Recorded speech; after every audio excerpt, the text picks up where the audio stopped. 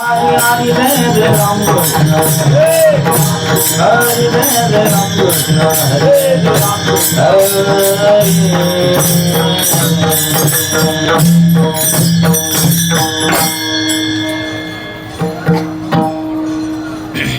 राहू द्या लोचनी सुख झाले हो सजनी तुहावे करा बरवा तुहा माधवा तुहा विठ्ठल बरवा तुहा माधवा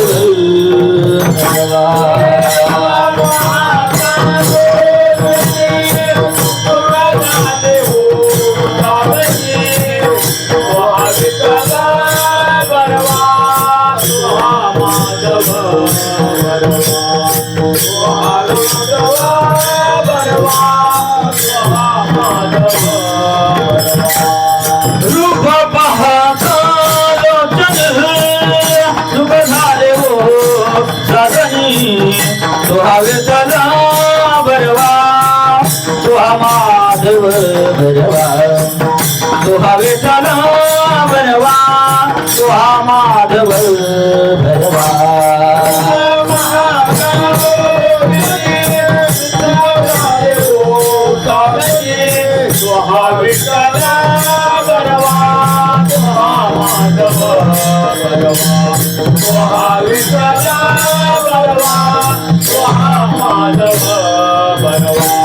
बहुत सुखरूपाची जोडी म्हणून विठ्ठली आवडी तुहा विठ्ठल बरवा तुहा माधव बरवा तुहा विठ्ठल बरवा तुहा माधव बरवा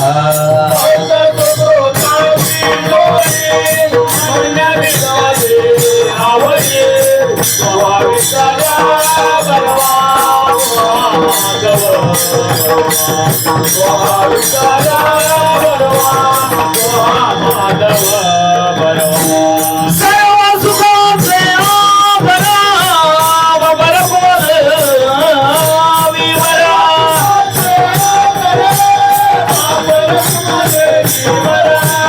सर्व सुखाचे आभरा बरकुमर विवरा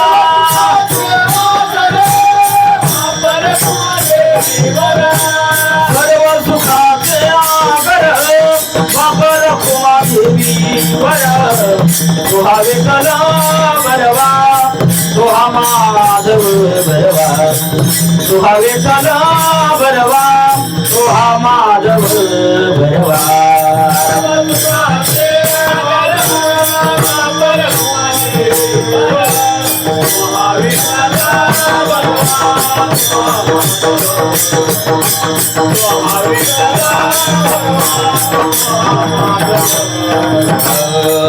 जय जय राम कृष्ण हरे जय जय राम कृष्ण हरे जय जय राम कृष्ण हरे जय जय राम कृष्ण हरे जय जय राम कृष्ण हरे जय जय राम कृष्ण हरे जय जय राम कृष्ण हरे जय जय राम कृष्ण हरे जय जय राम कृष्ण हरे जय जय राम कृष्ण हरे राम कृष्ण हरे जय जय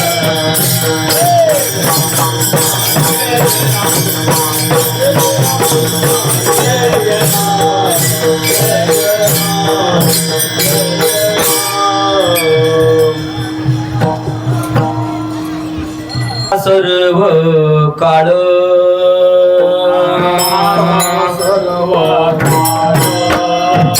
दासा सर्व काळ तेथे सुखाचा कल्लोळ तेथे सुखाचे कल्लोळ सुखाचे कल्लोळ तेथे सुखाचे कल्लोळ तेथे सुखाचे कल्लोळ तसा सर्व काळ सर्व काळ तेथे सुखाचे कल्लोळ तेथे सुखाचे कल्लोळ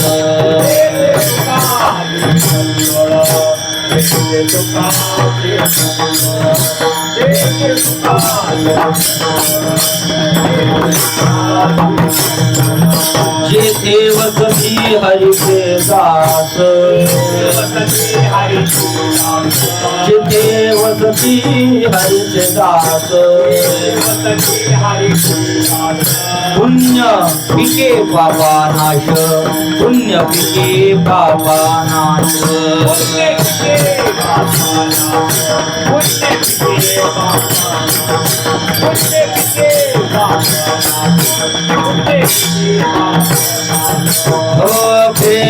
सुदर्शन हा फिरे सुदर्शन घेऊन या नारायण घेऊन या नारायण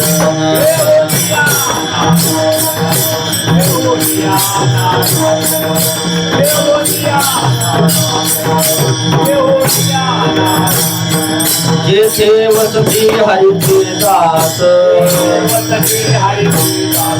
जेथे वसती हरीचे दास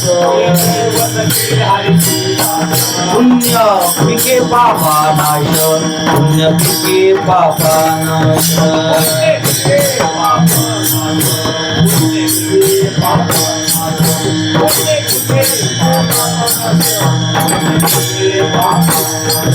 हा तुका म्हणे खरी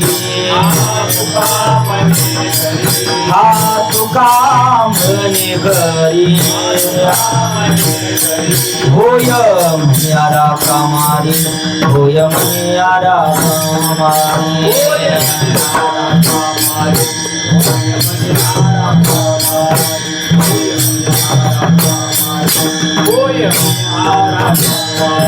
जेथे वसती हरीचे दास जेथे वसती हरीचे दास पुण्य पिके पापा नाश पुण्य पिके पापा नाश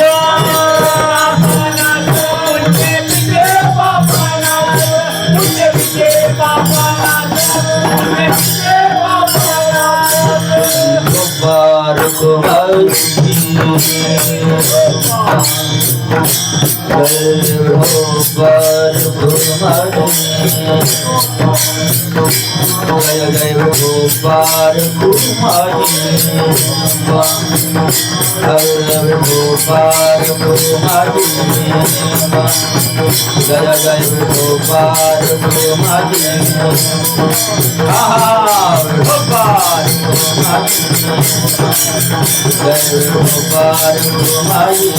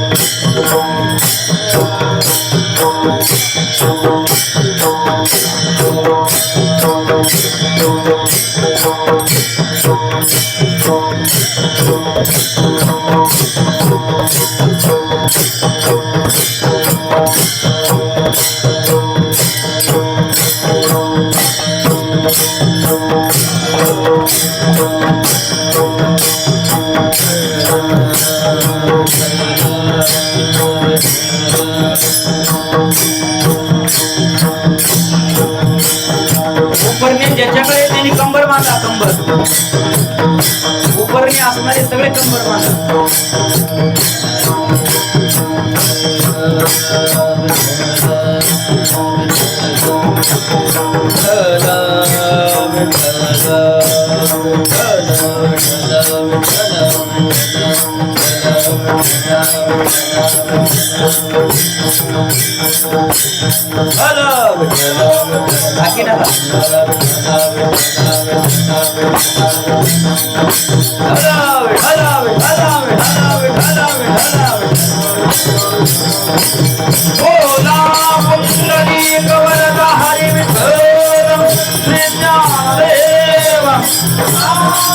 पंढरीनाथ भगवान माऊली ज्ञानेश्वर जगद्गुरु तुकाराम महाराज सद्गुरु जोग महाराज की जय. श्री गणेशनाथ महाराज की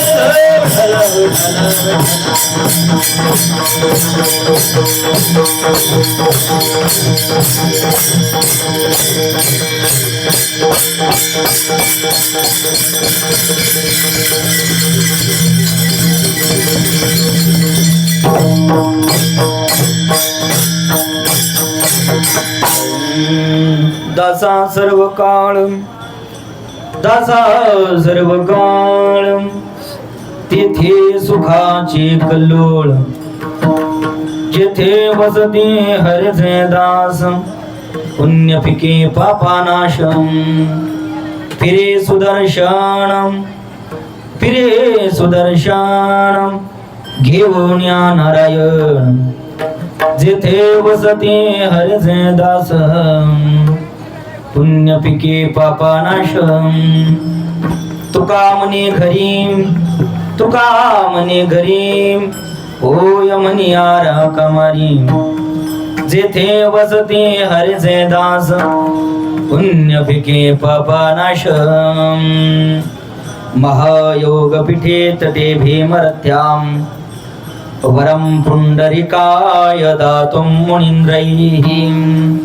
समागत्य तिष्ठन्तमानन्दकन्दं, परब्रह्मलिंगं भजे पांडुरंगं. श्री पंढरीशा पतित पावनाय, श्री पंढरीशा पतित पावनाय. एक विज्ञापना पाया पाशी,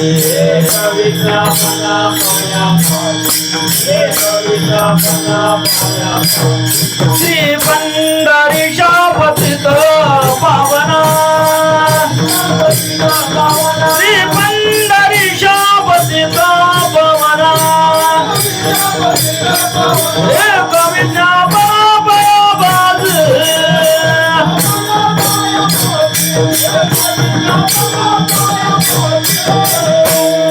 श्री पंढरीशा पतित पावना. एक विज्ञापना पायापाशी, अनाथा जीवांचा तुकाच कैवारी. ऐसे चराचरी विद्रावळी. ज्ञानेशम ज्ञानमूर्तींच साक्षात प्रेम स्वरूपिणीं. नामदेव दयामूर्ती नाथं वंदे पुनः पुनः. वैराग्यस्य परामूर्ती देवक्षेत्र निवासिनी. तुकाराम महाराज भक्तराज चतुष्टयम्. संपाद्य ज्ञानंच विधाय भक्ति, व्यलोकितो येन समाधिराजः. वैराग्ययुक्तं सुविचारवन्तं, नमामि जोगं शिरसा गुरुंतं. जेने पंढरी सरिखाची अपराधा मंगाव केला, वैकुंठाधिपती श्री विठ्ठल सखा सोयरा जोडीला. जो का भक्त विरक्त बुदळवटी विख्यात हा बोधला, त्या श्री संत सद्गुरु मनकोजी चरणी साष्टांग मी घातला. विठ्ठल विठ्ठल.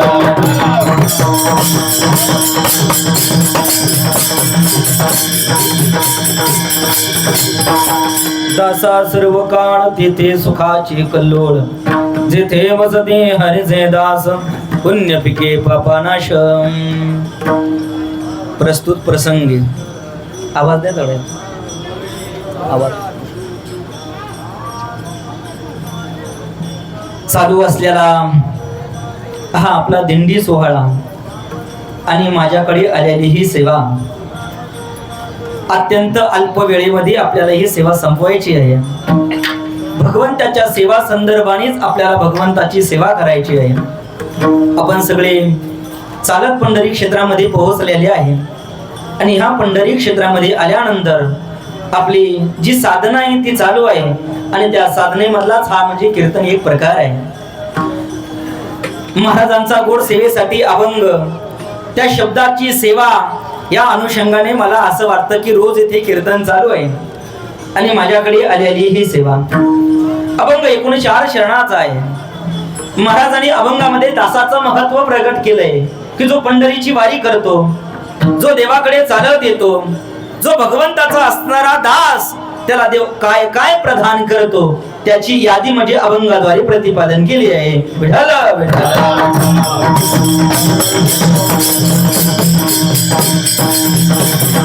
महत्वाचं आहे. आपल्याला सगळ्यांना संसार असतो, सुख दुःख असतात, आपल्या वैचारिक दुःखाच्या काही बाजू असतात, पण त्या वेगळ्या ठेवून आपण पंढरीची वारी मात्र इथे करत आहोत. पंढरीची वारी करत असताना मला असं वाटतं की सगळी सुखात होईल असंही काही नाही. कधी कधी वारीमध्ये पण दुःख बघायला मिळतं, कधी कधी दुःखाची झुळूक लागते. पण मला सांगायचं, जिथे दुःख आणि सुख असतं, जिथे सुखाची आणि दुःखाची परिभाषा असते, त्याच्या व्यतिरिक्त मला असं वाटतं तो परमार्थाचा आनंद असतो. सुख सुख म्हणजे काय आणि दुःख दुःख म्हणजे काय, काय आणि दुःखाची परिभाषा म्हणजे काय. आपल्या जीवनामध्ये अत्यंत कमी असतं ते म्हणजे काय असतं बाबा, सुख कमी असतं. जीवनामध्ये काय असतं, कमी सुख मात्र आपल्याला सगळ्याला बघायला भेटतं ते सुख असतं. मला असं वाटतं जीवनामध्ये आपल्याला जे काही कधी कधी सुख मिळतं ते विषयापासून मिळतं. कशापासून मिळतं, विषयापासून मिळतं. ज्या वेळेस विषयापासून आपल्याला सुख मिळतं ते सुख मला वाटतं चिरकाळ ते सुख राहत नाही. ते सुख म्हणजे अल्प सुख आहे. अत्यंत उन्हाचे दिवस कोणीतरी मला थंड एक पाण्याचा ग्लास दिला आणि महाराज पाणी घ्या. पाणी पिल्यानंतर खूप आराम वाटला. जेव्हा तो वेळेस थंड पाण्याचा ग्लास हातामध्ये होता मी तो ग्रहण केला. अत्यंत शांतता वाटली. मला सांगा एकदा थंड पाणी पिल्यानंतर मला जे सुख भोगायला भेटलं मला का परत तहान लागणार नाही का? महिला मंडळ मला परत पाणी पिवा लागणार का नाही? हा, ज्या पाण्यापासून सुख मिळालं ते सुखही टिकलं नाही. तसं संसाराचं सुख असतं चिरकाळ टिकत नाही. कुठे कुठेतरी आपल्याला सुखाची चाहूल लावून जातं आणि एकदा गेलं की आपला संसार जीव असा असतो त्याच्याच मागे पळत असतो. विठ्ठल विठ्ठल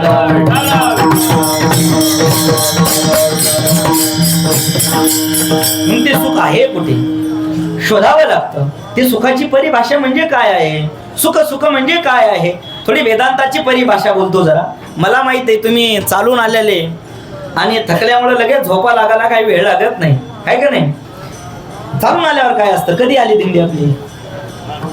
काल आली, आहे का नाही? म्हणजे अजून थकलेले, तुमचा काही शीण भाग गेला नाही. पण तरी सांगतो बघा, सुख सुख म्हणजे काय आणि दुःख दुःख म्हणजे काय? सुखाची परिभाषा म्हणजे काय आणि दुःखाची परिभाषा म्हणजे काय? सुख म्हणायचं कशाला आणि दुःख म्हणायचं कशाला? बघा, जिथे अनुकूलता आहे त्याला म्हणायचं सुख आणि जिथे प्रतिकूलता आहे त्याला म्हणायचं दुःख. समजलं का? नाही ना? समजून सांगतो बघा. हा माईक आहे. या माईक मध्ये बोलल्यानंतर माझा आवाज तुमच्यापर्यंत येतो ना? आवाज सहजरित्याने तुमच्यापर्यंत येतो. अचानक माईक बंद पडला, आपण सगळे कोणाकडे बघतो? इकडे बघतो, आहे का नाही? ऑपरेटर कोण आहे? काय कुठून आणलाय तुला कळत नाही का? जर आवाज वाढव, कमी कर, इको दे म्हणतो का नाही आपण माईक बंद पडल्यावर? आता बघा, ज्या वेळेस माईक मधून आवाज येत होता माईक तोच होता. आता माईक फक्त बंद पडलाय. अगोदर चालू होता म्हणून सुखाला कारण होता, आता बंद आहे म्हणून दुःखाला कारण झाला. वस्तू एकच असते, ती सुखालाही कारण असते आणि दुःखालाही कारण असते. विठ्ठला विठ्ठला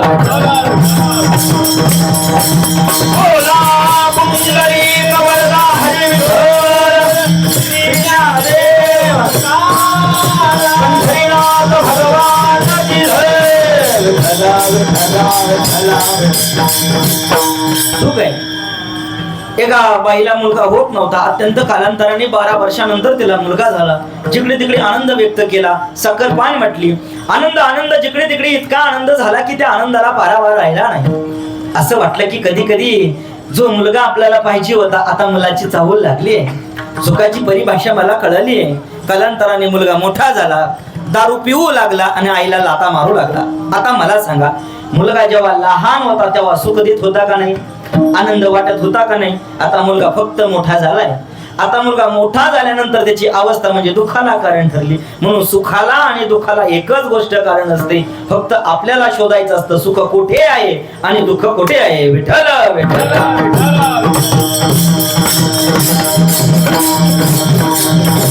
ते सुख आहे ना, आपल्याला काय मिळणार नाही? ज्याच्याकडे आहे तो सुख देतो, ज्याच्याकडे नाही तो देणार आहे का? देणार नाही. सुख बघण्यासाठी एक पूर्णत्वाची अवस्था लागते आणि एक अपूर्णाची अवस्था लागते. सुख ज्याच्याकडे पुरेपूर भरलेला आहे तोच सुख देऊ शकतो, दुसरा सुख देऊ शकत नाही. हे का नाही? महत्वाचं आहे बघा, लक्ष द्या थोडस. सुखाचा मी विचार करत असतो, सुख म्हणजे कुठे मी शोधत असतो. पण ज्यावेळी सुख शब्द येतो ना त्यावेळी चिरकाळ नसते. मग देवाकडे ते सुख आहे. कोणाकडे आहे? देवाकडे आहे. आपण जेव्हा देवाच्या संदर्भाने विचार करतो ना, बघा, आपण रोज रूपावळीमध्ये रूपाचा अभंग म्हणत असताना सर्व सुखाचे आगर बाप रखुमा, सर्व शब्द आलाय, आगर शब्द आलाय, जेथे सर्वत्व आहे, सुखाचे आगर आहे असा असणारा तो भगवंत. बघा, ज्याच्याकडे अजून काय आहे? सगळं आहे. ऐका, यशस्वी, औदार्य, ज्ञान, वैराग्य, ऐश्वर्य हे सगळे गुण त्या भगवंताकडे आहे. सगळं आहे. सर्व सुखाचे आगर म्हणे नरहरी सोनार, आनंद अद्वय नित्य निरामय जे का निज ध्येय योगी यांचे त्या भगवंताकडे सगळं आहे. फक्त त्या देवाकडे गेलो पाहिजे. हा, मग ते जाण्यासाठी महत्वाचं आहे ते म्हणजे दास. विठ्ठल विठ्ठल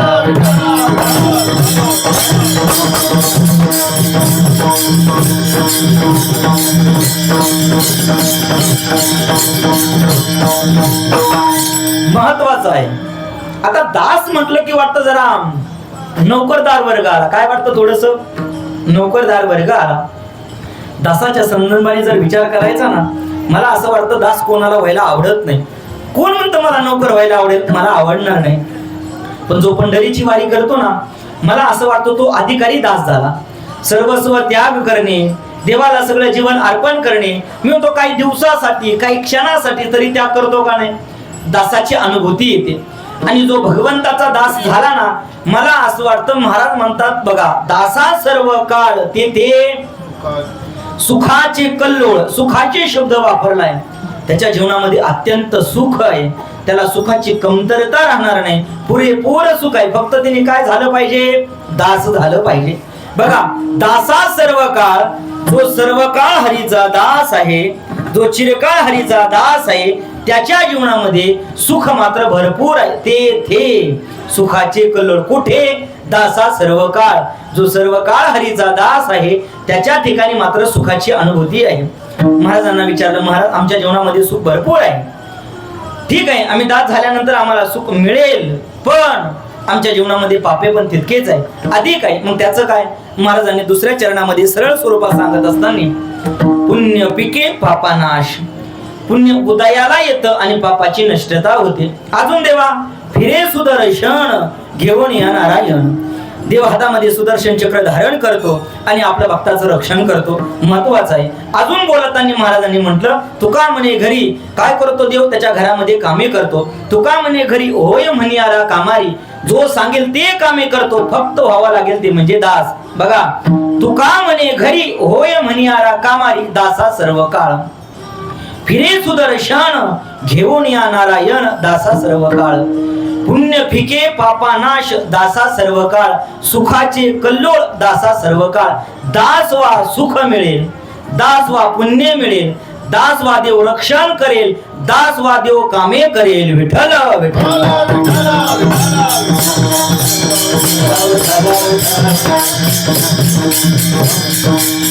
म्हणून आपली परिभाषा नेहमी दासाची पाहिजे. जे झालो पाहिजे ते देवाच्या दिशेने म्हणजे दास झालो पाहिजे. मला अत्यंत आवडतो तो भगवंत आवडतो, देव आवडतो, पण त्याच्यासाठी त्याग केला पाहिजे. दास सहजरित्याने होत नाही. दासासाठी अर्पण करावं लागतं. नारद महर्षींना भक्तीची व्याख्या करत असताना, भक्ती स्वरूप असणारा जीव कसा होतो? नारद स्तुतदार पिता अखिलाचारिता तद्विस्मरणे परम व्याकुलती. अत्यंत परम व्याकुलता त्याला वाटते. देवाचं विस्मरण झालं की त्याला दुःख वाटते. विशेष झालेले सगळे कर्म त्या देवाला अर्पण करणे आणि थोडंही विस्मरण झालं की दुःख प्राप्त होणे, ही सगळ्यात श्रेष्ठ सांगितली ती म्हणजे भक्तीची व्याख्या. विठ्ठल विठ्ठल.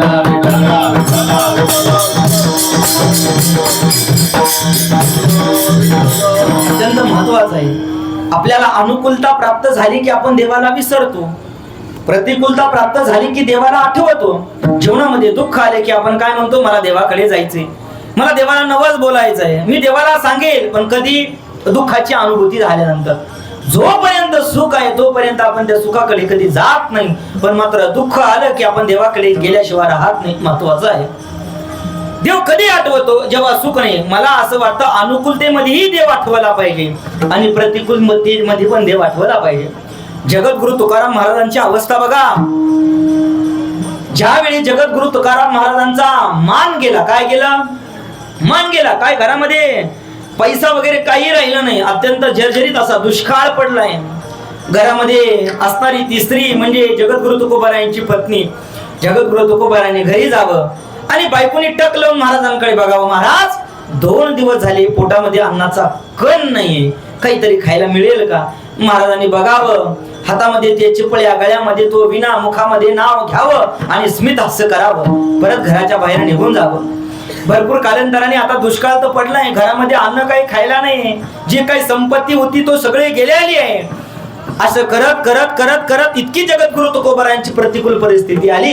घरामध्ये अन्नही राहिलं नाही, पैसाही राहिला नाही, द्रव्याने मान गेला. घरामध्ये उपाशी बायको जगद्गुरु तुकोबारायांची वारली. बघा, जो सातत्याने देवाचं नामस्मरण करतो, जो सातत्याने देवाचा धावा करतो, असे असणारे जगद्गुरु तुकाराम महाराजांची पत्नी वारली.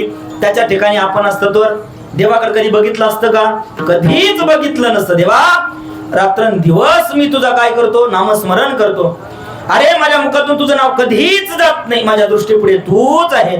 असं आपण जर देवाला भांडलो असतो, एवढी घरात स्त्री अन्न करता मेली, द्रव्याने मान गेला, इतकं असतानाही जगद्गुरु तुकोबारायांची अवस्था मात्र ढासळली नाही. उलट देवाकडे जगद्गुरु तुकोबारा जातात, म्हणतात बरं झालं देवा, बरे झाले देवा, माझं काय दिवाळा निघलं ना, बरं झालं. घरामध्ये पत्नी वारलेली, अन्न नाहीये, द्रव्य नाही आहे का नाही? विठ्ठल विठ्ठल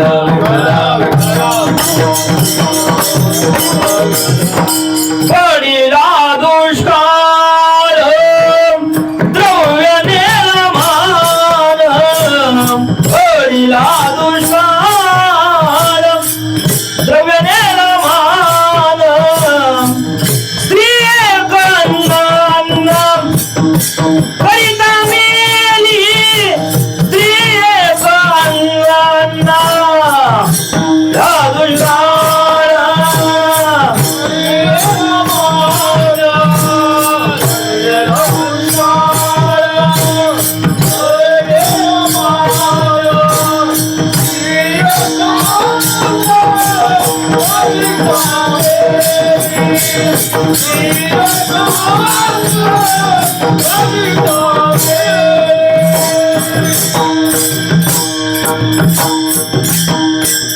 पडिला दुष्काळ द्रव्य निरामान, स्त्री एक अन्न करिता मिली. जगद्गुरु तुकोबारा महाराजांची एवढी प्रतिकूल स्थिती असताना ज्या जगद्गुरु तुकोबाराने देवाचं कधीही ध्यान सोडलं नाही, देवाचं विस्मरण झालं नाही, याला म्हणायचं उत्तम दास. विठ्ठल विठ्ठल विठ्ठल. महाराजांच्या जीवनामध्ये अत्यंत प्रसंग मोठे मोठे आले. मग जगद्गुरु तुकोबारायांनी वाटलं, अरे जीवनामध्ये सुख पाहिजे ना, तुम्हाला सुख मिळेल. बरं सुख मिळणार नाही, सुखाचे कल्लोळ मिळेल. कल्लोळ म्हणजे काय? समुद्राच्या लाटा आपण कधी बघत असतो, समुद्राकडे गेल्यानंतर त्याच्या लाटा कधीच थांबत नाही. एक लाट झाली की दुसरी लाट येते, आणि दुसरी लाट झाली की तिसरी लाट येते. त्या लाटा कधीच थांबत नाही. तसं जगद्गुरु तुकाराम महाराज म्हणतात, जर दास तुम्ही झाले ना, तुमच्या जीवनामध्ये त्या लाटीप्रमाणे सुख इतकं येईल की ते सुख कधीच थांबणार नाही, कधीच आटणार नाही, चिरकाळ सुख राहील. महाराज प्रथम चरणात सांगतात,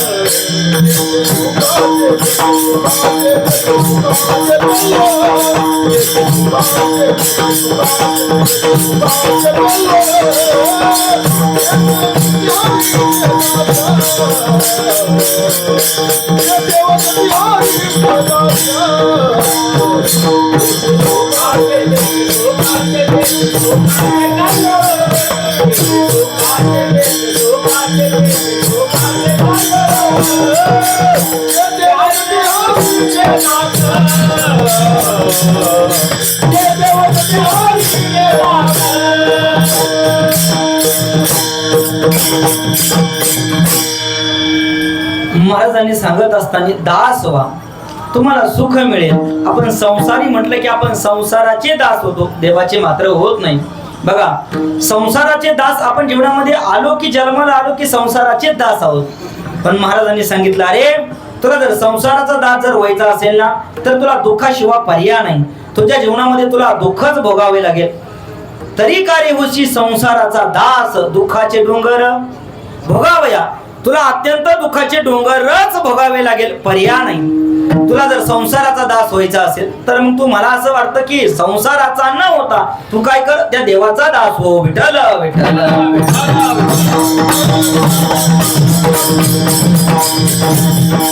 जगद्गुरु तुकाराम महाराजांना वाटलं, अरे तुम्ही जर संसारात जन्माला येऊन ज्या संसाराचे दास होतात, आणि त्या संसाराचे दास झाल्यानंतर तुमच्या जीवनामध्ये तो दुःख तुम्हाला भोगायला येत असेल तर कशाला त्या संसाराचा दास होतात? तुम्हाला जन्माला यायचं आहे ना, तर जन्माला या, पण तुम्हाला मग त्या विठ्ठलाचेच दास व्हावं लागेल. तरीच जन्मा यावे, हा तरीच जन्मा यावे, दास विठोबाचे व्हावे, दास विठोबाचे व्हावे.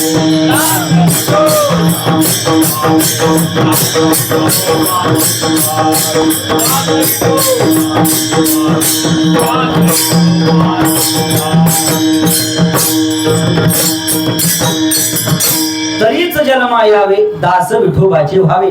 तुम्हाला जर मग खरंच जन्माला यायचं असेल तर या, तरीच शब्द वापरला नाही महाराज.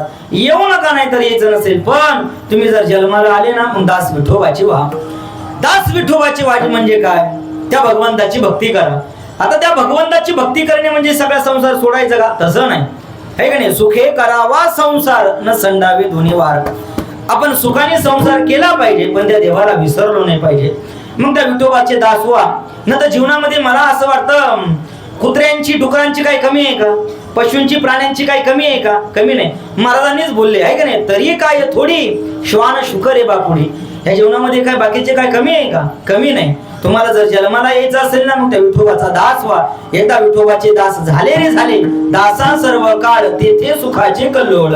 विठ्ठल विठ्ठल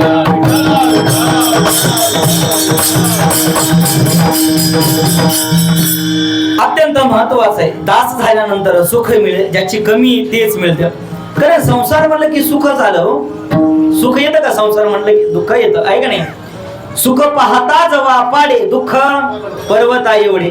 किंवा सर्व सुखाची आशा जन्म गेला, क्षण एक मुक्ती यज्ञ नाही केला.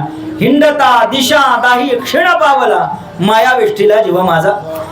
सगळं आयुष्य माझं त्या सुखाची आशा आशा आशा करत गेले, पण मला सुख मिळालं नाहीये. हा तर याला तर संसार म्हणायचं. जिथे संसार आहे तिथे दुःख आहे, तिथे दुःख आहे तिथे संसार आहे. याच्या पलीकडे मग आपण काय केलं पाहिजे? त्या भगवंताचे दास झालो पाहिजे. एकदा त्या देवाचे दास झालो रे झालो तर मला असं वाटतं अपूर्ण जीवन मात्र पूर्ण होईल, दुःखी जीवन मात्र सुखी होईल. जीवनातील अपूर्णत्वी बाजू पूर्णत्वाकडे भरून निघेल. जीवनामध्ये काही इच्छा असेल ती मिळण्याची ताकद म्हणजे दासामध्ये आहे. जरी नौकर स्वरूपाने जरी प्राप्त असेल, पण मला असं वाटतं जीवनामध्ये सर्व काही मिळेल. विठ्ठल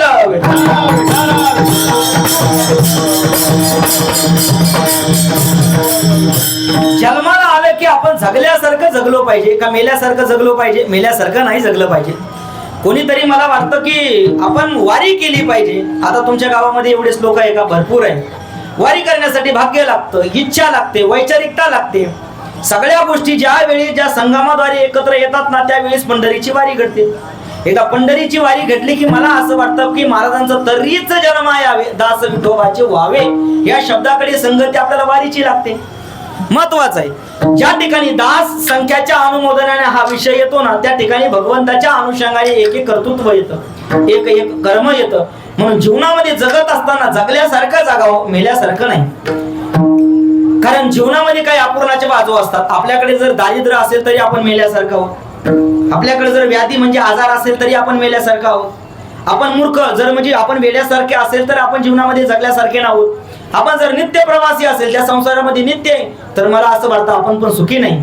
ज्यांच्याकडे दारिद्र्य आहे तो सुखी नाही, ज्यांच्याकडे व्याधित्व आहे तो सुखी नाही, जो मूर्ख आहे तोही सुखी नाही. हे सगळे मेल्यासारखे आहे का नाही. म्हणून सगळ्याच्या ठिकाणी दारिद्रता आहे ना मग त्या भगवंताकडे धाव घेतली पाहिजे.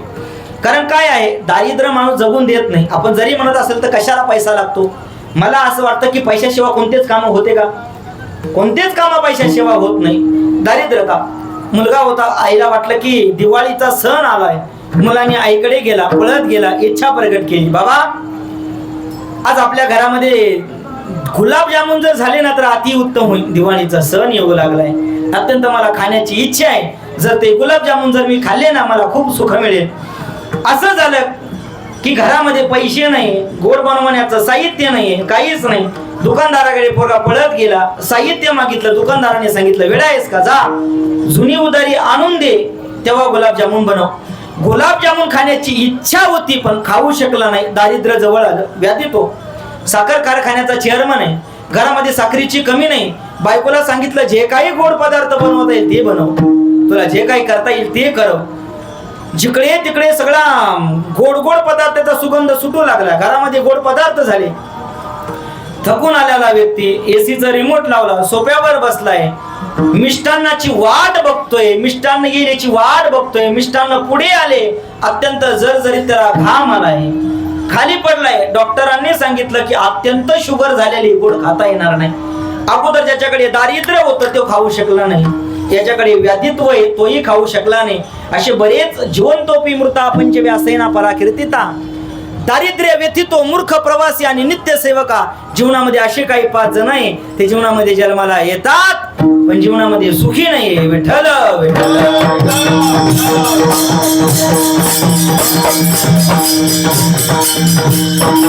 म्हणून या सुखाची परिभाषा करत असताना महाराजांनी प्रथम चरणामध्ये सुखच म्हणलं. अरे काय वेड्यावाने करता, सुख सुख काय करता, इतकं सुख मिळेल, इतकं सुख मिळेल की त्या सुखाची परिभाषा तुम्ही जर केली ना, अरे ते सुख तुम्हाला कमी पडणार नाही, इतकं सुख मिळेल. फक्त दास व्हा.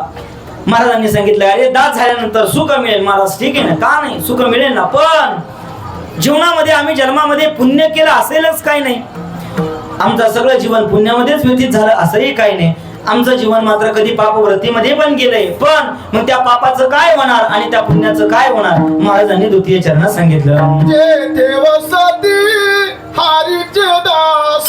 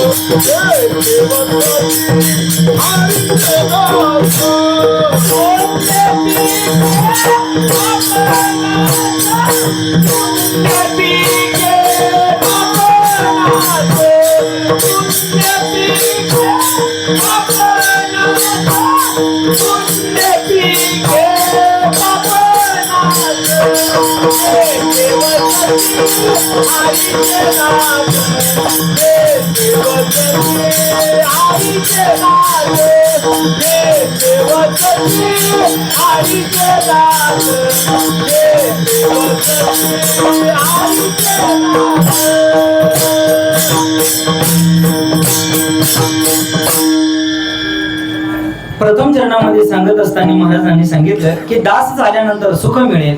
अजून दास झाल्यानंतर काय मिळेल तर महाराजांनी गोड सांगितलं, पुण्य पिके पापानाश. पिके शब्द आहे, पिके कधी काय पिकतं माहिती आहे का तुम्हाला, शेतामध्ये पीक उत्तम पिकतं. असा पिके शब्दाच्या अनुषंगाने आपल्याकडे एक शब्द आहे बघा. आपण जरी ही शेवटपर्यंत जरी पिकलो असेल तरी त्याच्या जीवनामध्ये जर तो दास झाला ना, त्याच्या जीवनामध्ये पुण्य पिके पापानाश, पापाची नष्टता होईल आणि पुण्याचा उदय होईल. जीवनामध्ये पाप आणि पुण्य अत्यंत महत्वाचे असते, कारण आपण कर्म जर पाप हेतूने जर केले असेल तर मला असं वाटतं त्याचं फळ निश्चित स्वरूपाने आपल्याला काय मिळेल, पाप स्वरूपाने भोगावे लागले. असे काही कर्म असतात की काय जन्माला आणि मृत्यूला कारणही कर्मच आहे. केले कर्म झाले त्याची भोगा आले, उपजले मेले. आपल्यामध्ये आपण जर कर्म ही सोहित केले, चांगले केले, सहित केले तर मला असं वाटतं फळ चांगलं आहे. आणि आपण तेच कर्म जर निषिद्ध केले तर त्याचं फळही निषिद्धच आहे. म्हणून पाप आणि पुण्याची परिभाषा करत असताना महाराजांनी सांगितलं, तुमच्या जीवनामध्ये जर किती काही जरी पाप असेल तर ते नष्ट होईल, फक्त दास होण्याची गरज आहे. तुमच्या जीवनामध्ये पुण्य अत्यंत पिकेल, त्याची कमतरता राहणार नाही, फक्त तुम्हाला दास होण्याची गरज आहे. सुख मिळेल हा महत्वाचं आहे, पण विशेष स्वरूपाने तुम्हाला पुण्यही मिळेल. विठ्ठल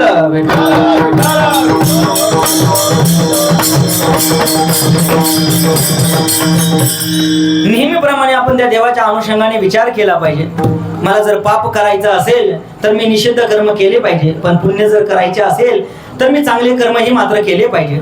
चांगल्या कर्माच्या अनुषंगाने जर विचार करायचा झाला ना, तर मला असं वाटतं काही वेळ काही चांगल्या कर्मासाठी द्यावा लागत नाही.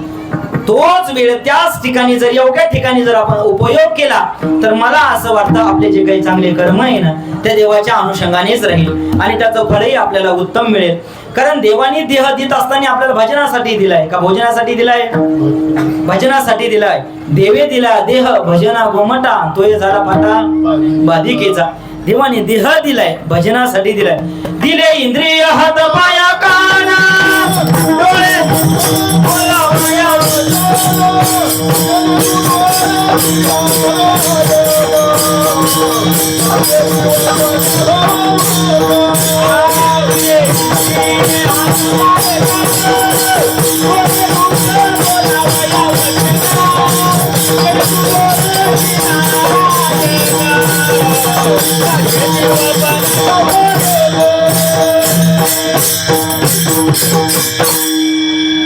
दिले इंद्रिय हात पाय कान डोळे मुख बोला वया वचन. आहे की नाही? देवाने सगळे अवयव दिले आपल्याला. ते कशासाठी दिले? तर त्या देवाच्या भजनासाठी दिले. आणि जर ते एकदा गेले ना मग मला असे वाटतं ते ताकद राहणार नाही, ते पुरणार नाही. डोळ्यातली दृष्टी गेली तर देवाला बघण्याची किती काही इच्छा जर असेल तर बघू शकणार आहे का? बघू शकणार नाही. तोंडाने देवाचं नाव जर किती का जोरात जरी घ्यायचं असेल तर घेऊ शकणार नाही. आहे की नाही? मज नाही हात पाय डोळा पडली झापड कर्ण हे बधीर झाले वाचा बोले बोबड नाक मुख गळू लागले लाळ आणि शेंबूड श्वानापरी गती झाली अवघे हाडहाड करणार. तुम्हाला कुत्र्यासारखी अवस्था झाली की मग तुम्हाला हाडहाड केल्याशिवाय राहणार नाही. हे का नाही? म्हणून जे इंद्रियाचा त्याच ठिकाणी योग्य रीती आपण काय केलं पाहिजे? त्या भगवंताची भक्ती केली पाहिजे. विठ्ठल विठ्ठल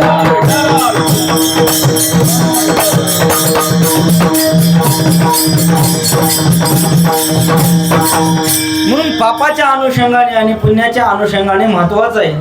पुण्य जर करायचं असेल आणि पाप जरी करायचं असेल तर मला असं वाटतं पाप पुण्य न बघता आपण काय केलं पाहिजे? कधी न बघणे अति उत्तम आहे. न पापाकडे बघणे आणि न पुण्याकडे बघणे महत्वाचं आहे. आपण जर त्या देवाचे दास कधी झालो तर मला असं वाटतं पापही मिळेल, आपल्याला पुण्यही प्रदान होईल, अधिकरित्या होईल आणि पापाची मात्रा नष्टता होईल. फक्त दास होण्याची गरज आहे. एकदा त्या देवाचं दास झालो पाहिजे. दासत्व भक्ती अत्यंत महत्वाची, अत्यंत मोठी आहे. त्यासाठी वेळ काही द्यावा लागत नाही. जो वेळ असेल त्याच ठिकाणी त्या भगवंताच्या अनुषंगाने खर्च करणे मला असं वाटतं उत्तम दास आहे. विठ्ठल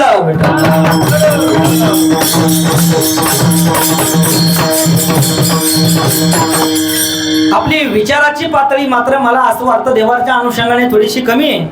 वाटतं कोण करेल ते देवाची पूजा कोण करेल? मला वेळ नाही, उद्या करतो, आज होणार नाही. उद्या सवडीनं आपण परमार्थ करत असतो. वैचारिक पातळी अत्यंत ढ आहे, कमी आहे. ज्या वेळेस आपल्याकडे विचाराची पातळीचा अनुषंग जर येत असेल ना तर मला असं वाटतं की आपण देवाकडे महत्वाचं आहे. बघा आपल्याकडे असावं तो म्हणजे विचार असावा, उच्चार असावा आणि आचार असावा. विचाराचं प्राबल्य हे अधिक असावं, विचार अधिकता असावी. आणि जर विचाराची प्राबळता जर असेल ना तर महत्वाचं आहे. तुम्ही जर डोक्यामध्ये दासच जर बसवलं तर तुम्ही दासच होणार आहे. विठ्ठल विठ्ठल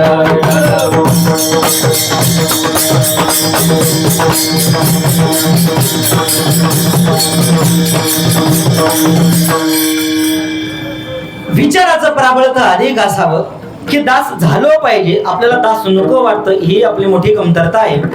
दास का झालो पाहिजे महत्वाचं आहे. बघा ज्या वेळेस सीता माता राम प्रभू आणि लक्ष्मण भैया वनवासाला गेले, वनवासाला जात असताना तिघ जण गेले. वनवास कोणाला मिळाला होता? फक्त कोणाला मिळाला होता? राम प्रभूला मिळाला होता. ठीक आहे, राम प्रभूला वनवास मिळाला. त्यांच्या सोबत पत्नी जाणे साहजिक आहे, कारण नवऱ्याच्या मागे पत्नी गेली पाहिजे, साहजिक आहे, मानलं पाहिजे. पण लक्ष्मण भैया गेले यात नवल आहे. कोण भाऊ सुखाचा त्याग करेल? ऐश्वर्य आरामाचा कोण त्याग करेल? कोणी करणार नाही. पण तरीही आपल्या लहान्या भावांनी मोठ्या भावासाठी त्याग केला, विशेषण आहे. सीता माता जाणं नवल नाही, पण लक्ष्मण भाया जाणं मात्र अत्य मोठं नवल आहे. वनवास चालू होता, शेवटचा आता ते शेवट आता रावण सीता मातेचा हरण करणार होता. तिकडे रावणाची तिकडे तयारी चालू झालेली होती. त्यांनी मात्र राक्षस पाठवला, हे का नाही. मारीच नावाचा म्हणजे ती हरिण पाठवली. त्या हरणीचं अंग कशाचं होतं? सुवर्णाचं होतं. कशाचं होतं? सुवर्णाचं होतं. सुवर्णाचं असणारं त्या हरणीचं अंग, ते अंग बघितल्यानंतर सीता मातेला वाटलं की त्या हरणीच्या अंगावर जे सुवर्णाचं कातड आहे ना, त्याची चोळी माझ्यावर अंगावर शोभून दिसली पाहिजे. तिनं रामप्रभूला आज्ञा केली की महाराज बघा, ते हरणीचं कातड आहे, ते आणावा आणि मला त्याची चोळी करायची आहे. रामप्रभू गेले, हातामध्ये धनुष्यबाण घेतलंय, हरणीच्या मागे लागले. त्या मारीच नावाच्या राक्षसाने अत्यंत जोरात आवाज काढला. सीता मातेला वाटलं की रामप्रभूला नक्की काहीतरी झालं असेल. लक्ष्मण भायाला आवाज दिला गेला. भाभी म्हणत लक्ष्मण भैया आले. सीता मातेने सांगितलं की जा, तुमचा भाऊ काहीतरी संकटात आहे. तिनं सांगितलं. लक्ष्मण भैया म्हणतात माझा रामप्रभू जगाचा मालक आहे, त्याला काही होणार नाही, तो कोणत्या संकटात सापडणार नाही निश्चित स्वरूपाने मला माहित होतं. पण एक स्त्रीचं अंतःकरण इतकं हलकं असतं, इतकं हलवं असतं की तिला मात्र दुःख वेदना करू लागल्या. रागाच्या भरात लक्ष्मण भैयाला जे नाही ते शब्द सीता माता बोलू लागल्या. कडक शब्द तोंडामधून निघू लागले, रागाचे शब्द निघू लागले. बस लक्ष्मण भैयाने सांगितलं माते जातो, पण लक्ष्मण रेषा आखून जातो. भैयाने तुझं रक्षण करावं म्हणून मी तुझ्या रक्षणासाठी आहे. आणि जर तुझं हरण झालं, तुझ्यावर जर काही संकट आलं, तर मी माझा भाऊ मला कधीच माफ करणार नाही. त्याच्यामुळे मी ही लक्ष्मण रेषा आखून जातो. आणि या लक्ष्मण रेषेच्या पलीकडे तू जायचं नाही. ही लक्ष्मण रेषाच्या आतच राहायचं. कोणी येऊ दे, कधी येऊ दे, काही म्हणू दे, तरी पलीकड जायचं नाही असं सांगितलं. लक्ष्मण भैया निघून गेले. रागाचे शब्द बोलले, लक्ष्मण भैयाला लागले. ते अत्यंत रागाचे शब्द बोलले. सीते मातेनं हरणीचं कातड पाहिजे. रामप्रभू गेले, लक्ष्मण भैया गेले. इकडे मात्र रावण वेश घेऊन आलाय, धारण वेश केलाय. सीता मातेला आवाज देतोय, भिक्षा मागतोय. लक्ष्मण रेषा बघितली, पलीकडे जाता येणार नाही. सीते मातेला अलीकडे बोलवलंय, अलीकडे या, अलीकडे या म्हणत म्हणत म्हणत म्हणत त्यांनी लक्ष्मण रेषा पार करायला लावली. सीते मातेचं हरण झालं. दृष्टांत संपला. बघा, मला सांगायचं काय, सीते मातेने काय केला विचार? हरणीच्या कातड्याचा केला. बरं मला सांगा, हरिण हसणं ठीक आहे, हरिण आपल्याला माहित आहे, हरिण असतं सगळ्यांना माहित आहे. पण हरिण कुठं सोन्याची असते का? हरिण सोन्याची नसते. सीते मातेने बघितलं हरिण सोन्याची. सीते मातेचा विचार चुकला, चुकीचा विचार केला, चुकीचा मार्ग, चुकीचा विचार केल्यामुळे पुढची संगती मात्र सीते मातेची चुकली. सीते मातेने हरिण सोन्याचा आहे असा भास झाला. बर झाला तर झाला, त्याची चोळी माझ्या अंगावर पाहिजे असंही सीता माता बोलल्या.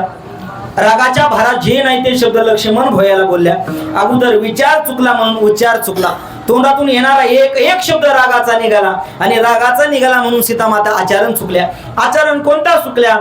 लक्ष्मण भैयानी जी लक्ष्मण रेषा आखली होती त्याच्या पलीकडे जाण्याचं धाडस सीता मातेने केलं. आचरण चुकल्या. आपल्या जीवनामध्ये तसंच असतं. आपण जर भगवंताचे दास जाचा विचार जर नाही केला तर आपल्या डोक्यामध्ये तर दुसरा विचार नक्की येणार, आणि दुसरा जर विचार नक्की आला तर तोंडातून येणारा एक शब्द मात्र अपशब्द निघेल. एक शब्द जर अपशब्द निघत असेल तर मात्र आचरण बिघडल्याशिवाय राहणार नाही. तो आचरणही बिघडेल. विठ्ठल विठ्ठल.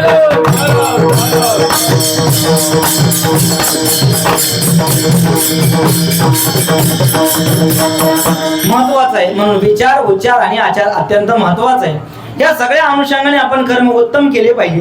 हे उत्तम जर कर्म केले तर आपण भगवंताच्या भक्तीकडे नक्की जाऊ, आणि भगवंताच्या भक्तीकडे गेल्यानंतर दास होऊ, सुख मिळेल, पुण्य मिळेल. अजून तिसरा फायदा महाराज तिसऱ्या चरणामध्ये सांगतात.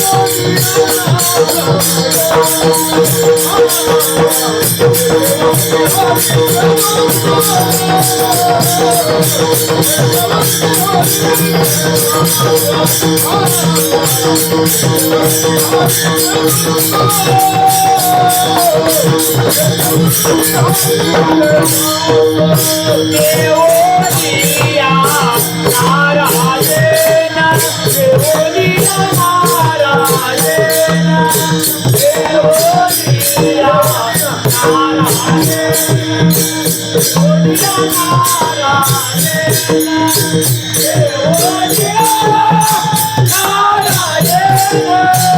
देवोलिया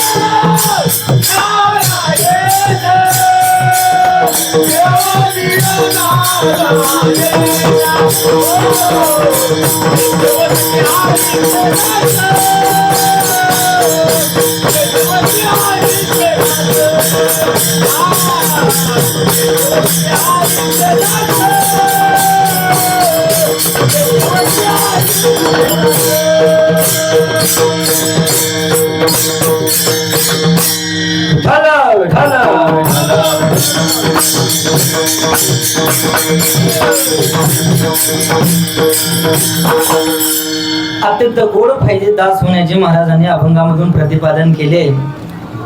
आपल्या जीवनामध्ये देवाने रक्षण केलं पाहिजे, सगळ्यांची इच्छा असते. संकटापासून दूर देवाने आपलं काय केलं पाहिजे, या संकटापासून निवृत्ती केली पाहिजे असंही आपल्याला वाटतं. हे की नाही, संकट आले की आपण त्या देवाचा धावा करत असतो आणि त्या देवाचा धावा केला की मला असं वाटतं की आपलं संकट दूर होतं. गजेंद्राची कथा आपल्याला सगळ्यांना माहिती आहे, मी काही त्यात वेळ घेणार नाही. त्या मकराने त्या गजाचा पाय पकडल्यानंतर त्यांनी अत्यंत व्याकुळतेने देवाचा धावा चालू केला. जोपर्यंत त्याने देवाचा धावा चालू केला नाही तोपर्यंत देव आले नाही. पण ज्या वेळेस असणारे ते कमळ पुष्प देवाला अर्पण केलं, देवाचा धावा केला आणि मग देवाचा धावा केल्यानंतर देव प्रगट झाले. तसंही आपल्या जीवनामध्ये असतं. आपण अगोदर देवाचे दास झालो, दास झाल्यानंतर देवाचा धावा केला तर आपल्याही संकटामध्ये देव नक्कीच धावून येतो.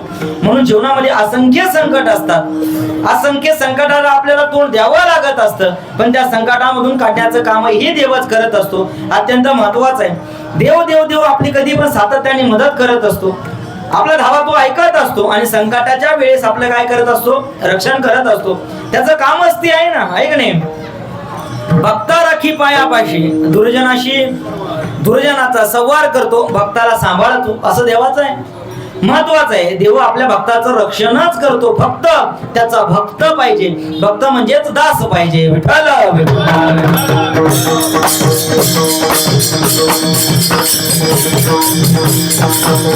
बऱ्याच ठिकाणी भगवंताने आपल्या भक्ताचं रक्षण केलंय. जो उत्तम भक्त असेल, जो भगवंताचा दास असेल, ज्याने भगवंताची भक्ती केली असेल, तो भगवंताचं ध्यान नामस्मरण करत असेल, देव मात्र त्यांचं रक्षण करत असतो. कधी कधी आपल्याला असाही प्रश्न पडतो की मी जेवढा परमार्थ करतो पण माझ्या जीवनामध्ये अत्यंत दुःख आहे, कधी सुख मला मिळत नाही. परिभाषा असते, पण काय असतं माहितीये का, जो देवाचा अत्यंत आवडता भक्त आहे ना त्याच्या जीवनामध्ये अत्यंत महत्वाचे दुःखच असतात. पंढरपूरमध्ये अत्यंत एक उत्तम भक्त होऊन गेले, अत्यंत देवाची सेवा केली, आपलं जीवन सगळं देवाला अर्पण केलं, पण शेवटी अशी दुर्दशा झाली, मळ आणि मूत्र जाग्यावर होऊ लागलं, सगळीकडे दुर्गंधी सुटू लागली, चालता येत नव्हते, हातपाय उचलत नव्हते, अशी अवस्था शेवटी झाली. व्याकुलतेने रुक्मिणी मातेने देवाला विचारलं, अहो तुमचा तर हा लहानपणीपासून भक्त आहे, यांनी आपल्या जीवनामध्ये कधी मला असं आठवत नाही की यांनी कुठे पाप केलंय, फक्त आणि फक्त तुमचीच सेवा केली का मग असं? बरं तुम्ही देव आहे ना, तुम्ही त्याला लगेच नीट करायला पाहिजे, तुम्ही त्याला नीट करा. अशी रुक्मिणी मातेने जेव्हा अर्थहाक देवाला मारली, देवाने सांगितलं, रुक्मिणी ऐक, माझा अत्यंत प्रिय भक्त आहे, माझा अत्यंत तो आवडत आहे, माझा अत्यंत तो जवळच आहे, खूप प्रिय मला तो आहे, पण जर या जीवनामध्ये जर त्याचे कर्म जर चुकले नाही, तो भोगून जर मुक्त झाला नाही, तर पुढचे जन्म अजून त्याला घ्यावा लागेल आणि अजून भोग भोगावं लागेल. माझा तो अत्यंत प्रिय आहे. म्हणून देव आपल्या जीवनामध्ये भक्ताला अनेक दुःखे देतो की ह्याच जीवनामध्ये तो मुक्त होईल आणि नंतर चिरकाळ माझ्या सोबतच तो राहील. विठ्ठल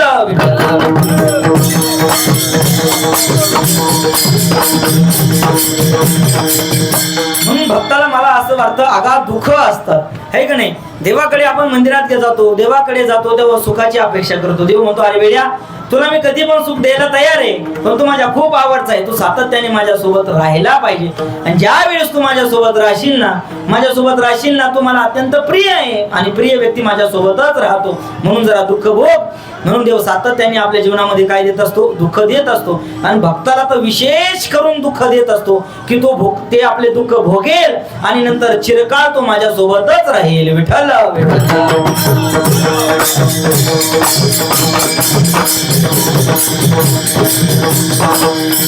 म्हणून त्या भगवंताचं दास होण्यासाठी मला असं वाटतं काय जास्त सामर्थ्य लागत नाही. देवाकडे विचार करायचा, देवाची ध्यानधारणा करायची, आलेले कर्म त्या देवाला अनुषंगाने करायचे आणि त्या देवाला अर्पण करून टाकायचे.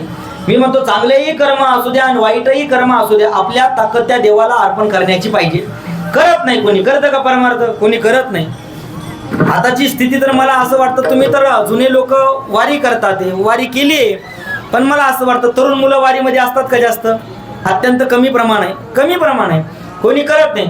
मी तर म्हणतो, मी DEDला ज्या वेळेस शिकवायला होतो त्यावेळेस मला असं वाटतं की शिकवत असताना मला असं कधी त्या मुलांकडे आकर्षित कधी वाटलं नाही की हे मुलं देवाच्या भजनाकडे असेल, यांना देवाची आवड आहे किंवा भगवत भक्त आहे, असं कधीही निर्दनाश आलं नाही.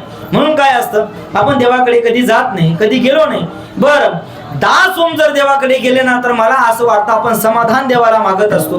देवाला एकदा समाधान आपण जर मागितलं ना, आपल्या जीवनामध्ये आपण काय करत असतो माहिती आहे का? देवाकडे जातो आपण, देवाकडे जात नाही असं नाही, देवाकडे जातो, पण काय करतो? संसाराच्या गोष्टी मागत असतो.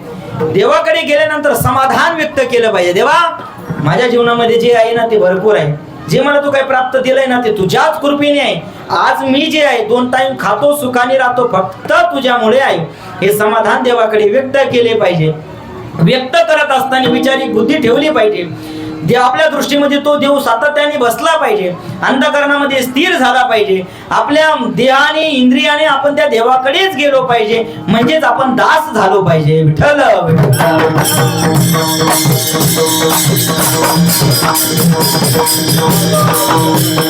म्हणून त्या देवाचं दास होण्यासाठी मला असं वाटतं की अनेक साधने, आणि त्या अनेक साधण्यापैकी म्हणजे एक साधन म्हणजे नामस्मरणाचं आहे. त्या देवाचं नामस्मरण केलं की आपण काय आहोत? त्या देवाचे दास आहोत.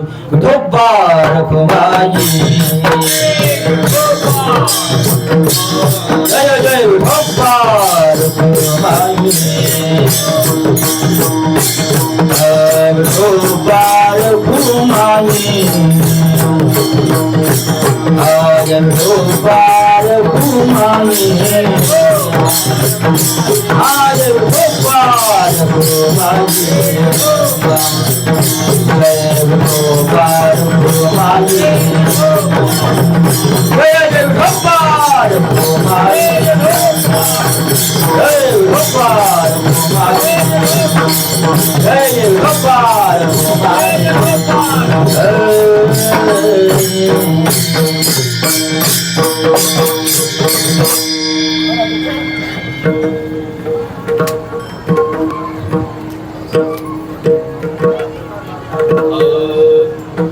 दासा सर्व काळ, दासा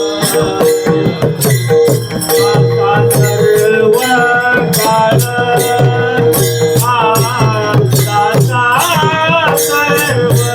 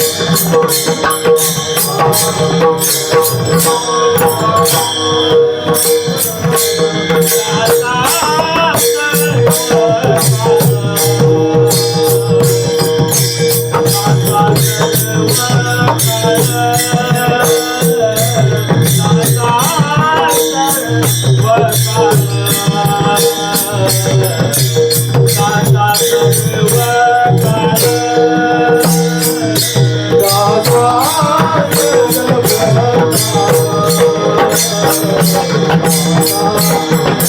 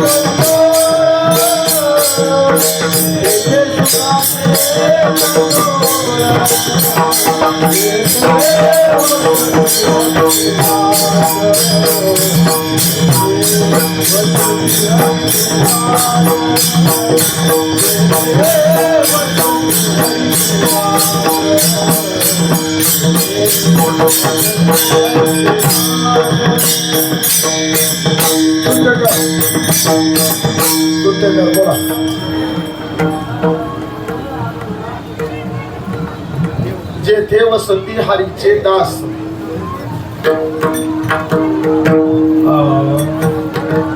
जेथे वसती हरीचे दास जेथे वसती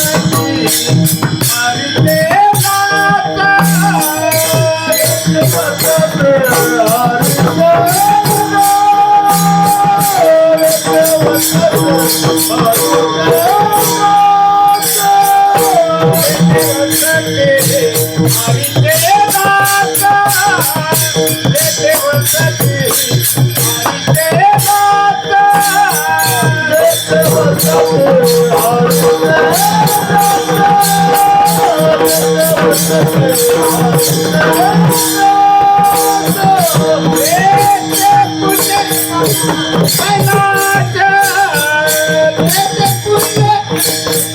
विठ्ठल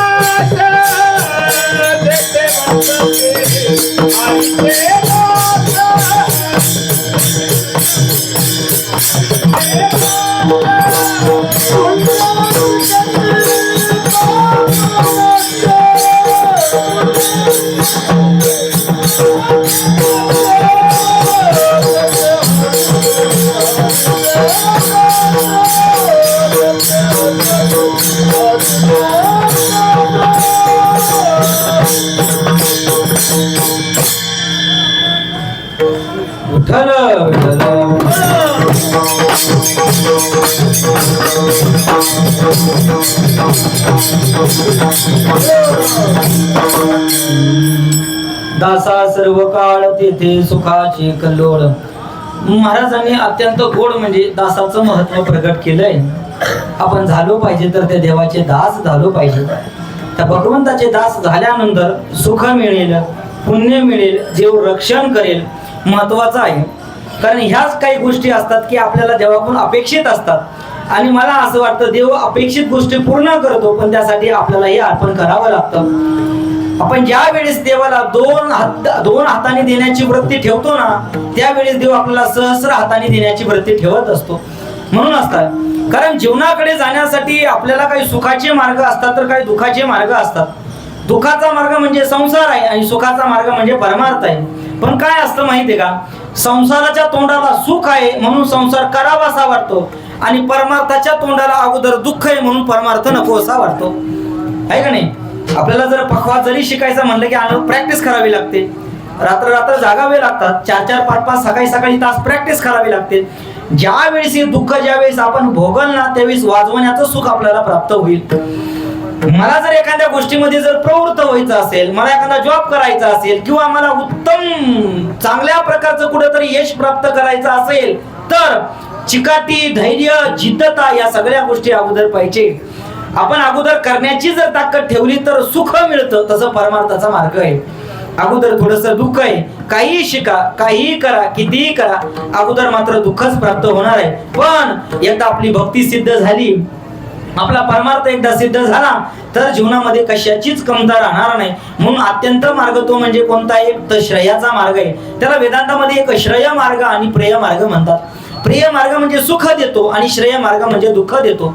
श्रेय मार्ग दुःखाचा मार्ग असा आहे की तो अगोदर जरी दुःख देत असेल पण मरेपर्यंत मात्र सुख देणारा मार्ग आहे. आणि प्रिय मार्ग मात्र असा आहे अगोदर थोडी सुखाची चाहूल लागतो पण आयुष्यभर काय करत असतो दुःख देतो. आपण बघतोय एखादा मुलगा जर अभ्यासच करत नसेल, त्याने कधी जर अभ्यासच केला नाही, हा ठीक आहे अभ्यास नसेल करत 8वी पर्यंत पास होईल, 10वी पर्यंत कसा तरी ढकल पास होईल, यात नवल नाही, पण पुढचं आयुष्य मात्र त्याचं कसं जाईल सगळं आडाणपाणात जाईल. तो काही जीवनामध्ये करू शकणार नाही. हे तितकंच महत्वाचं आहे. म्हणून अगोदर जितके कष्ट कराल, जितकी जिद्द ठेवा, जितकी धैर्यता बाळगाल तितकं मला असं वाटतं तुम्ही पूर्णत्वाला जाल.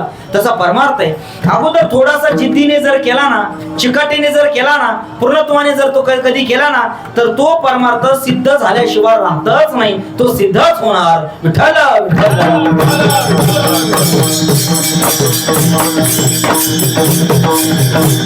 परमार्थामध्ये जात असताना आपण थोडंसं काय केलं पाहिजे, काबाड कष्ट केले पाहिजे. आता तुम्ही मला असं वाटतं उजनीपासून तर पंढरपुरापर्यंत चालत आले. चालत येत असताना मला असं वाटतं की काय चालणं म्हणजे काय सोपं आहे का? चालणं म्हणजे तितकंच अवघड आहे. सकाळी उठणे, चालणे, रात्री झोपायला उशीर होतो, तरी पण मला असं वाटतं लवकरच उठावं लागतं. हा असंही महत्वाचं आहे. इतके कष्ट भोगत भोगत चालत आल्यानंतर पंढरीत आल्यानंतर जे समाधान मिळतं ते मला असं वाटतं की चालत असलेलं दुःख विसरून जातं. ज्या वेळेस आपण गण 8 दिवस जरी चालून 8व्या दिवशी जर देवाचं मुख बघितलं तर 8 दिवसाचं मात्र काय होतं दुःख जातं. सहजरीतीने म्हणतो 8 दिवस चाललो रे पण देवाचं दर्शन झालं की असं वाटलं की खूप फ्रेश वाटलं, खूप चांगलं वाटलं. असंच परमार्थ आहे. हो हे परमार्थाचं गणितच आहे. अगोदर भरपूर दुःख देत असतो, अगोदर करून घेण्याचं सामर्थ्य ठेवत असतो आणि एकदा तो झाला की मात्र मग तो देव कधीच काही कमी करत नाही. फक्त अगोदर दास व्हावं लागतं. विठ्ठल विठ्ठल.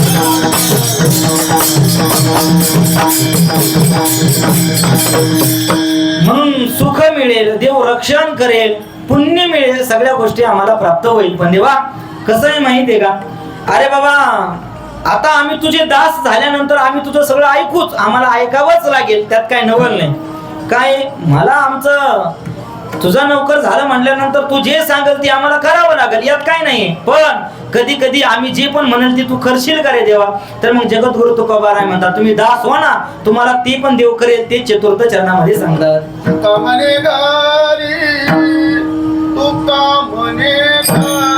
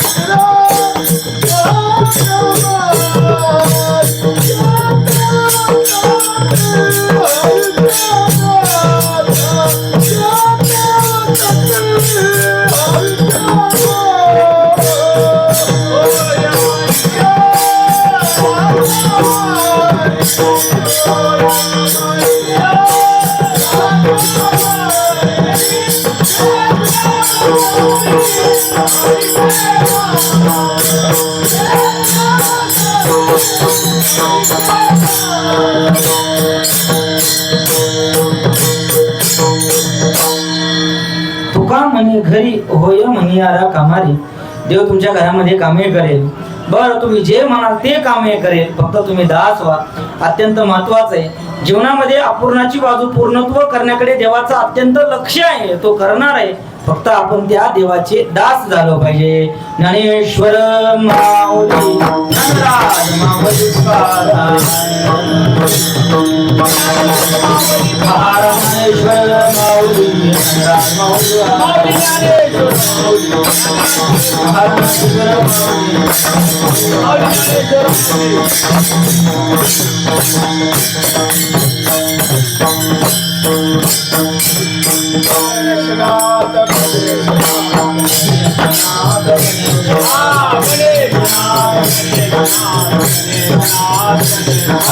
गणेशनाथ गणेशनाथ गणेशनाथ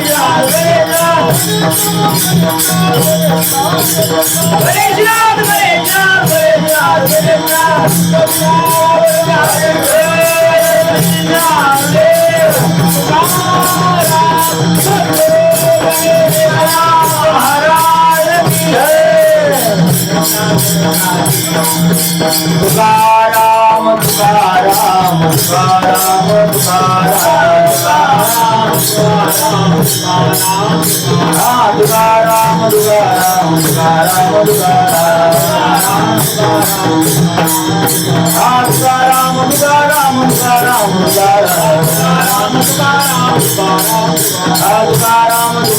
तुकाराम तुकाराम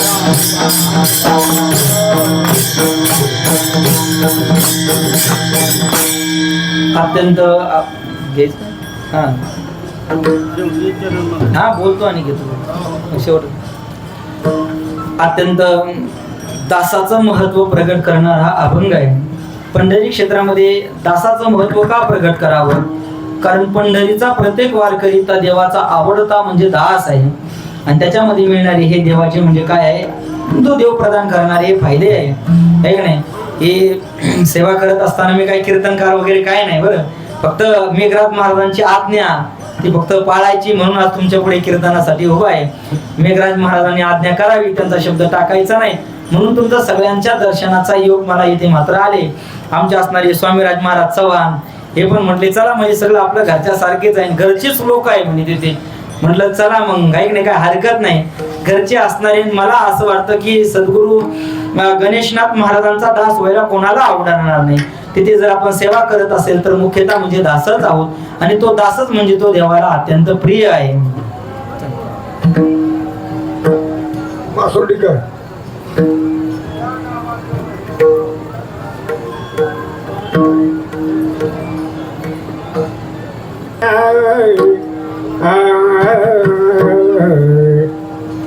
तुका म्हणे घरी, तुका म्हणे घरी,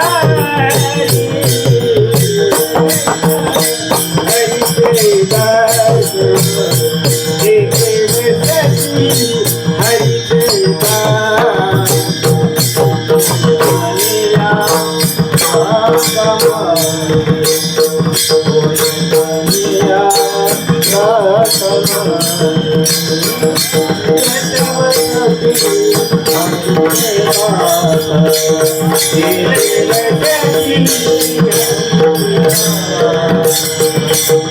तुका म्हणे घरी तुका म्हणे घरी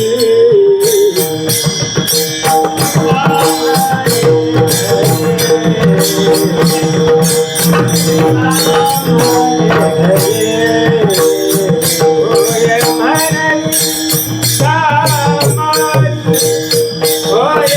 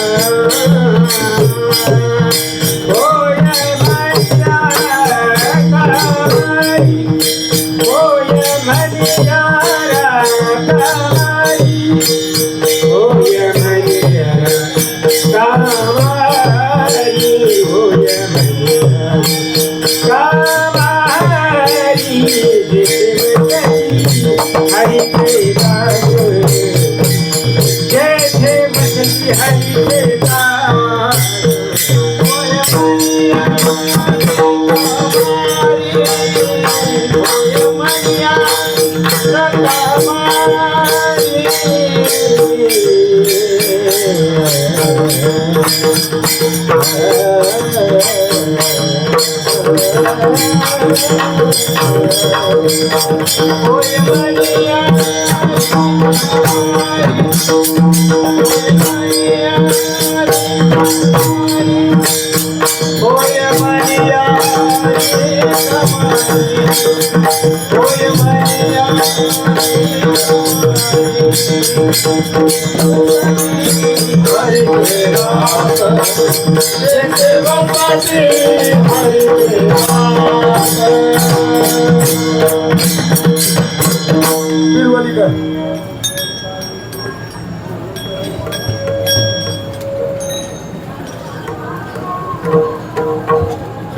दास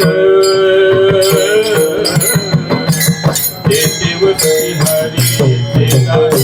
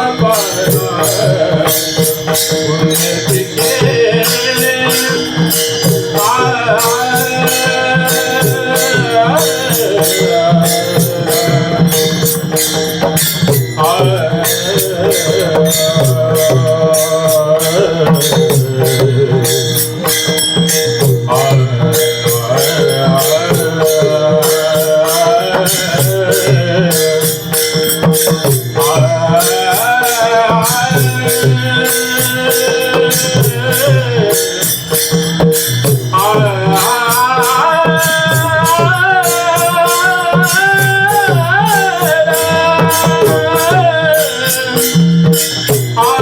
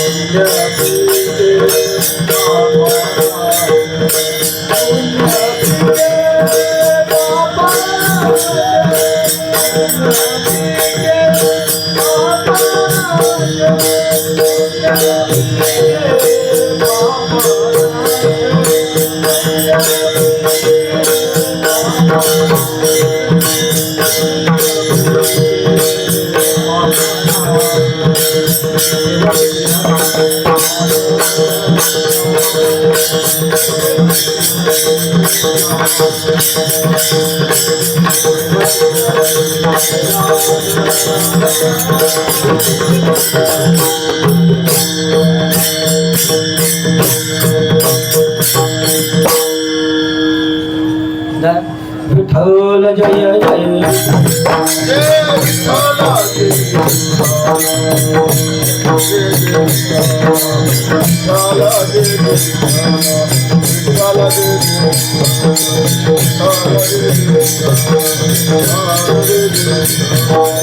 Oh